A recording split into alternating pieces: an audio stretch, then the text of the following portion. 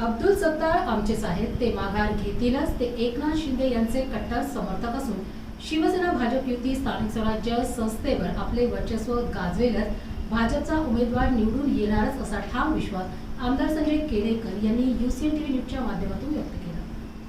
स्थानिक स्वराज्य संस्थेच्या निवडणुकीचा बिगुल वाढलेला फॉर्म भरला गेलेला आहे। शिवसेनेतर्फे माजी मंत्र्याच्या मुलाने फॉर्म भरलेला आहे। कसं बघा, अब्दुल सत्तारांच्या मुलाने फॉर्म भरला, कसं बघा?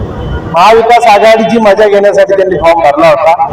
महाविकास आघाडीला वाटलं बरा हाती लागला, परंतु त्यांना माहित नाही जे महायुतीतला सदस्य आहे तो फुटणार नाही। आणि शिंदेचे एकमेव सैनिक आहे आणि कर्मठ आणि एकनिष्ठ सैनिक आहे, त्यामुळे सत्तार कधीच फुटणार नव्हते। ते महाविकास आघाडीची मजा घेत। पण त्यांनी स्टेटमेंट केलं होतं का भाजपने आमचं आता मुलगंही छाटलं नाही।